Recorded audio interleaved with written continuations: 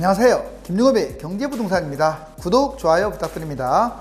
어떠한 일이 있어도 부동산 가격은 원상복귀 시키겠습니다 라고 큰 소리 쳤지만 집값은 일부러 띄운 것만큼 대폭등하였고 이제는 더 이상 오르지 않겠지 믿었지만 7년이 지난 지금까지 오르고 있습니다. 그 누구의 말도 믿어서는 안 되며 폭락할 때까지 무작정 기다리는 것도 어리석은 짓입니다. 그래도 7년째 집값이 대폭등하였고 가격 상승폭이 큰 곳들은 지금 집을 잡을 바에는 올 겨울 급매를 노리거나 차라리 몇 년을 기다리는 것이 낫다고 봅니다. 하지만은 집값 상승폭이 낮고 가격이 저렴한 경기 인천 지방 저가 아파트와 저평가 부동산 중심으로 지금부터 매수를 판단할 것도 있습니다. 안 잡으면 폭등할 것들도 상당히 보여요. 여러분은 지역별로 어떤 선택을 해야 할까요? 부동산 누구도 믿지 말고 무조건 기다리지 마라. 이건 상당히 의미가 있는 말이에요. 자, 현실적으로는 부동산 폭등 끝난 건 맞는 것 같아요. 어디 위주로? 주로 서울, 1, 2기 신도시, 수도권 많이 뛴 곳들 위주로입니다. 그런데 자, 보실래요? 지방 집값 활활 타오른다. 이거 보시면 여러분들 다 아는 사실이지만 깜짝 놀랄 거예요. 자, 먼저 부산부터 볼게요. 삼익비치. 자, 2013년에 3.3억이었던 게 지금 15억이에요.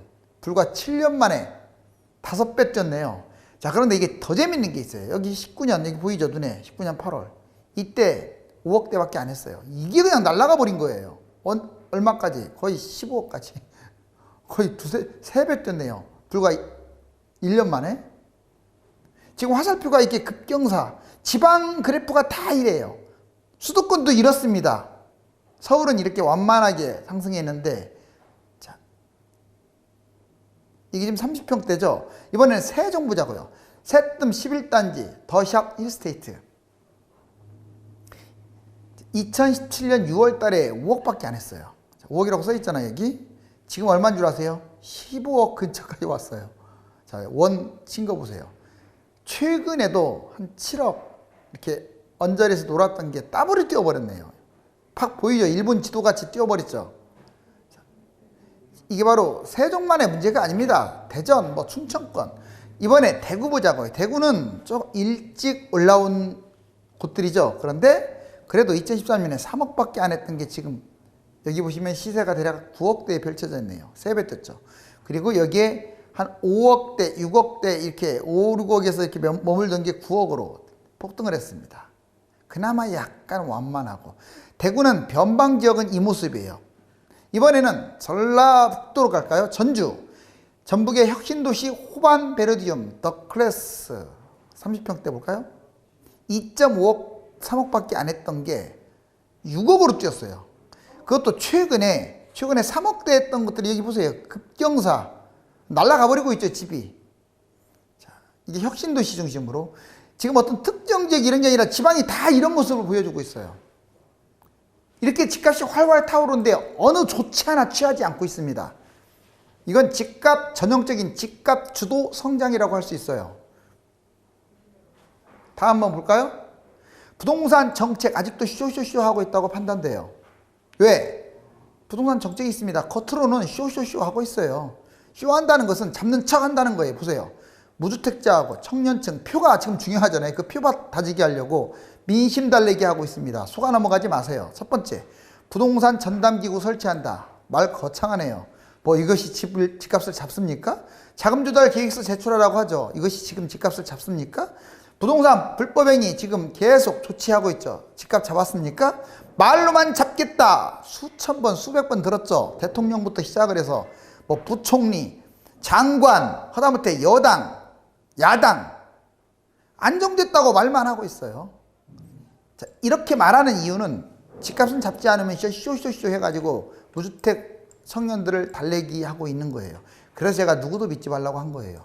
괜히 지금 3년 전부터 현 정권 믿었다가 집값이 대폭등하는 바람에 쫄딱 망했지 않습니까? 지금도 아직 더 뛸 곳들이 많아요.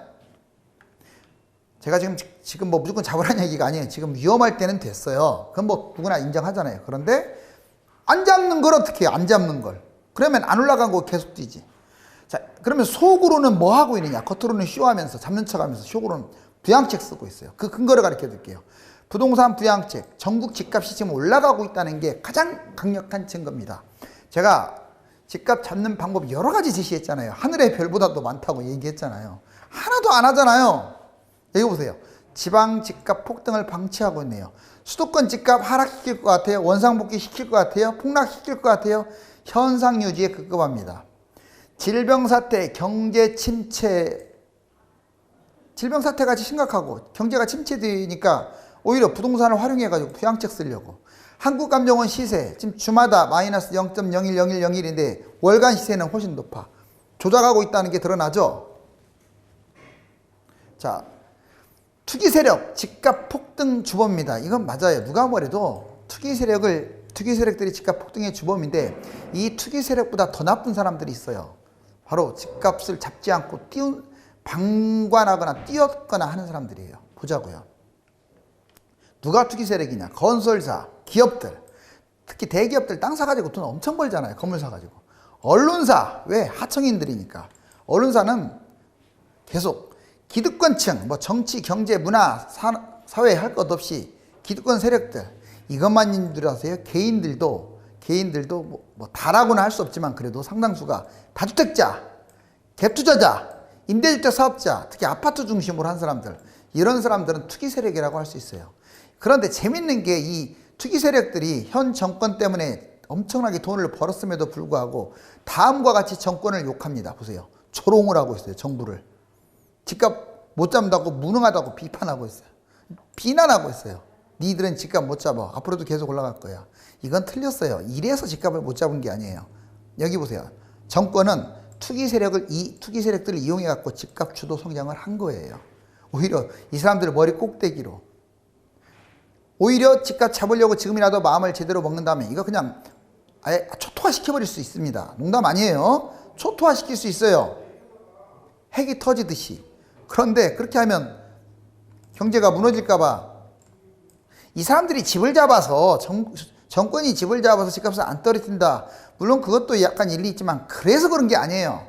그러면 정부는 계속 집값을 띄우게 해요? 그렇지 않습니다. 이 사람들이 집을 많이 갖고 있어서가 아니라 세금 많이 걷고 경제 추락하는 걸 방지하려고. 그러다 보니까 이 세력들을 이용한 거고. 자, 이제 갭투자 천국 당장 다른 말 필요 없어요. 갭투자들 차익만 환수해도요 집값 추락합니다. 물론 기간을 줘야죠. 당장부터 시행해버리면 뭐 6개월이든 그 기간을 줘서 만약 실거주 안 한 사람들 차익 환수하겠다 그러면 막 매물 나올 거예요. 여기 보시면 전세가 노란색입니다. 2010년부터 집값은 하락했는데 엄청나게 폭등했네요. 전세가는 계속 올라갔고. 그 다음 매매가 보세요. 자, 2013년 기준으로 그 전까지는 좀 하락하다가 올라갔죠. 전세가가 더 올라갔네요. 자, 뭐하기 딱 좋은, 이 원 친 거 보세요. 뭐하기 딱 좋은 시점이었어요. 바로 전세도 뛰고 매매도 뛴다는 것은 갭 투자를 할 수 있는 최고의 조건인 거예요. 우리나라만 가지고 있는 그 아주 진짜 좋지 않은 전세제도 때문에 그 전세를 살고 있는 무주택자들이 대피해를 본다는 게 아이러니합니다. 물론 전세제도 폐지시키면 당장은 월세 부담을 느끼는 서민들이 좀 피해를 볼지 몰라도 5년, 10년 있게 되다 보면요. 전세주택 폐지하는 게 집 없는 서민들, 가난한 사람들한테 더 유리한 거예요. 왜? 집값 폭등하면요. 내가 가난해져가지고 물가도 올라가요. 따라서. 여기 보세요. 갭투자 천국, 전세가 상승, 매매가 상승. 일반인 갭투자가 크게 늘어났어요. 맞잖아요. 뭐 투기꾼들이 따로 있는 게 아니래요. 여러분들 옆집 아저씨 다 투기꾼들이에요. 굳이 말하자면 다주택 갭투자 크게 증가했죠. 정말 틀린 거 아니잖아요. 다주택자들 특히 이 사람들이 전문적으로 아파트 임대사업자 정부가 장려했잖아요. 이 사람들 크게 증가했습니다. 다 갭투자자들이에요. 갭투자 증여도 늘어났어요. 그 부담부증여라고 하는데 30대 영혼을 끌어모아가지고 전세도 끼고 대출도 많이 받고 갭투자가 증가했습니다. 법인들 다 갭투자 아닙니까?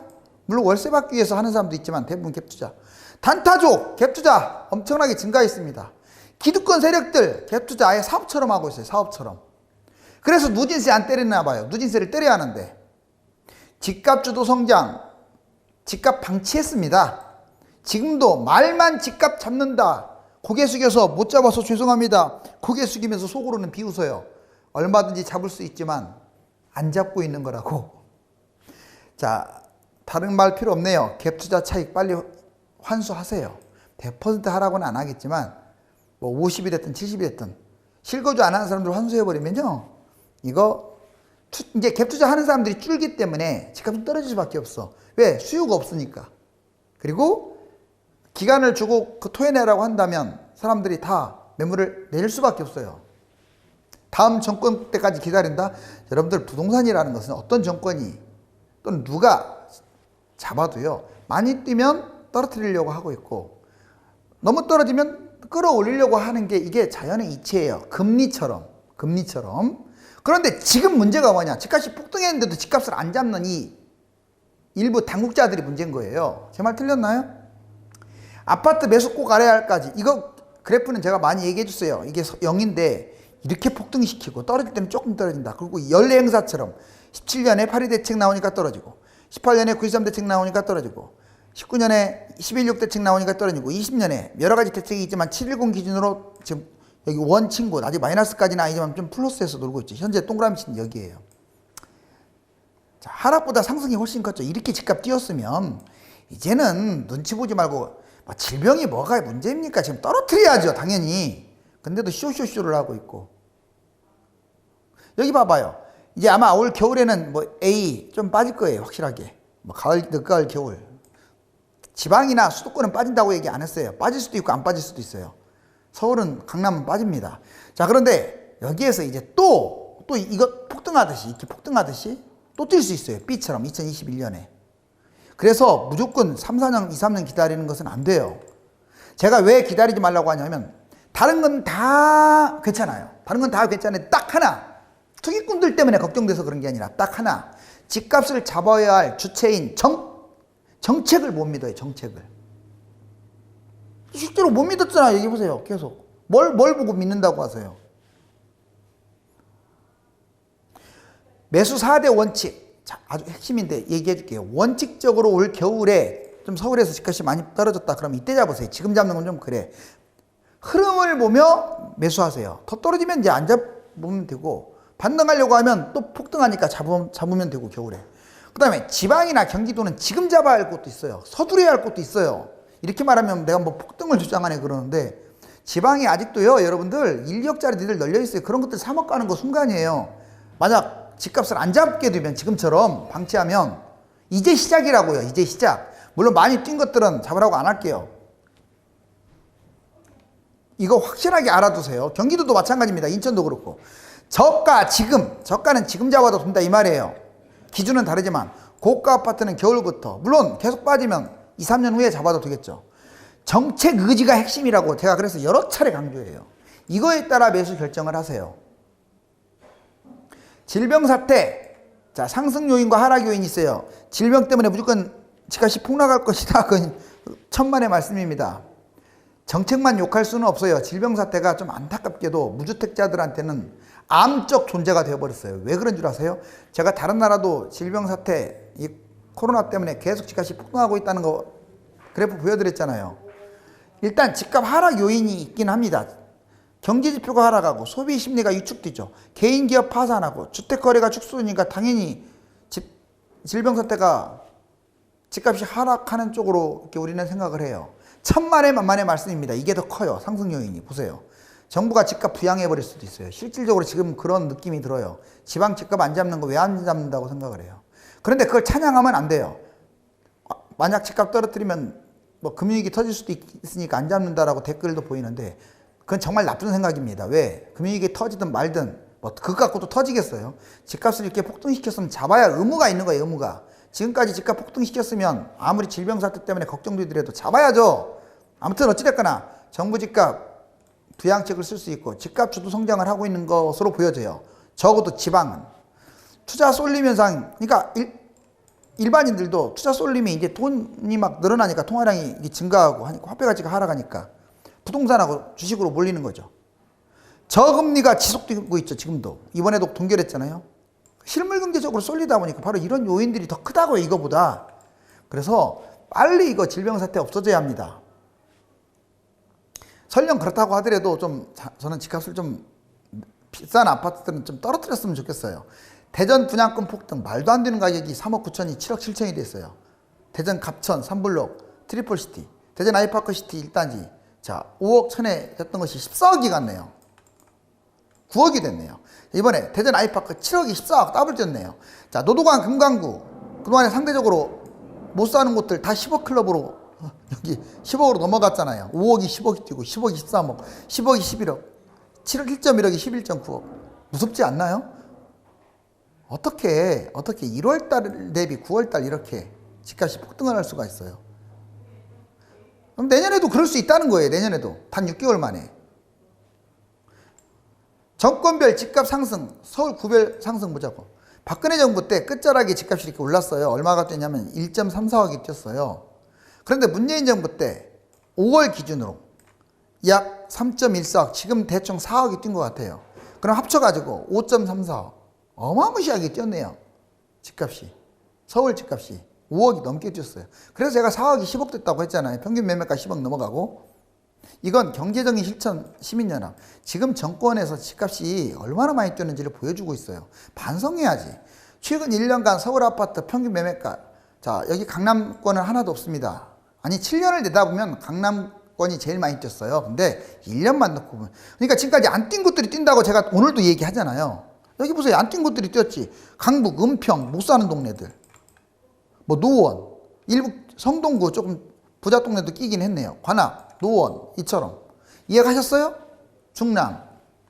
지방도 마찬가지고 경기도도 마찬가지고 그동안에 못 갔던 곳들이 뛰는 거예요. 최근에 어디가 뜹니까? 경기도. 제가 그것도 무조건 뛸 거라고 얘기했던 곳들. 김포, 파주, 일산. 안 뛸 것처럼 느껴졌던 고양 뭐 이런 데가 뛰고 있잖아요. 양주. 제 말 틀렸나요? 다른 곳은 상대적으로 덜 뛰는데 안 뛰는 곳이 뛰는 거예요. 지방도 잘 알아들으세요. 자, 괜히 뛴 것 막 몰아서 잡지 말고 저기는 많이 뛰는데 내 것이 좀 덜 갔네. 그 옆에 붙었네. 이런 것들 잡아야지. 자, 여기 보면 외국인, 이것도 지금 제가 좀 비판하고 싶어요. 외국인 다주택자가 6천 명이래요. 그리고 133채 보유한 외국인도 있어요. 133채. 이거 지금 말입니까? 장난입니까? 특히 중국, 니은, 오, 미음. 합치면 무슨 글자인지 알겠죠? 니은, 오, 미음. 이 사람들이 이렇게까지. BTS 그 발언했다고 그 무더기로 비판하는 거 보세요. 그게 종자입니까? 종자? 이것들 때문에 우리나라가 통일 안 된 거 살벌하게 말 안 한 걸 감사하게 생각해야지. 아무튼 어쨌든 그 말을 하려고 한 건 아니고 이 종자들이 이렇게 지금 집을 많이 매수했어요. 1만 건이 넘네요. 그 다음에 미국 2천 건. 왜 이 사람들 강력하게 대책 안 합니까? 오히려 국내인들보다도 더 여건이 좋아요. 매수 여건이. 이거 말입니까? 그런데 재밌는 게 10월 13일 기준에 거래량은 지금 바닥이에요. 보세요. 구별로 5건, 3건, 2건, 1건. 이 정도면요. 집값 대폭락해야 돼요. 여기 보세요. 구별로 정말 이렇게 매매가 적다면 뭐 1건, 3건 이러잖아요. 이거 집값 폭락이야. 맞아요. 근데도 버티게 하고 있네요. 왜? 집값 주도 성장. 알았어요? 갭 투자자들 아직도 하고 있거든요. 영끌해가지고. 집값 상승 3040이 타격받았습니다. 여기 보시면 실질적으로 연금 저축이 거의 없어 줄어들었어요. 이렇게 35%가 38%로 확 줄었네요. 5년 만에. 왜? 영끌해야 하니까, 뭐 투자해야 하니까. 비트코인, 주식, 부동산 쪽박차기 참 좋죠. 집값 상승 여파로 청년 세대가 타격을 받았어요. 지금 15.0, 15년이 걸려요. 이제 2019년 12월 기준으로. 30대 이하가. 40대는 13.6년이 걸려요. 50대는 12.7년. 여러분들 집값은 뛰었을지 몰라도 연세 드신 분들, 여러분들의 자녀인 2030은 집 잡으려면 난리 난 거야, 이제 앞으로. 서울 용산구 공공재개발 뉴스 나왔죠. 청파동 1가, 원효로 1가, 후암동 참고하시기 바랍니다. 자, 지금까지도 집값 고민해야 하나? 제가 하고 싶은 말이네요. 지금 몇 년째 집값이 지금 몇 년째예요? 걸음마 하는 애기가 집을 잡아도 잡을 것 같아. 농담이 아니에요. 부동산 핵심만 간추린 정보 유튜브에서 김종갑의 성공재테크 검소구 구독 부탁드립니다. 부동산 고민이 많거나 실거주 내 집 마련, 자산을 증식하고 싶은 분들은 유료 상담을 받으십시오. 네이버와 다음 1000만명 풍선의 꿈 카페에 들어가서 전화번호를 보고 전화 주시기 바랍니다. 제가 오해는 하지 마세요. 저는 뭐 여당을 비판하고 야당 편이다. 절대 그렇지 않습니다. 저는 중도입니다. 이건 부동산 쪽으로만 판단하는 거예요. 감사합니다.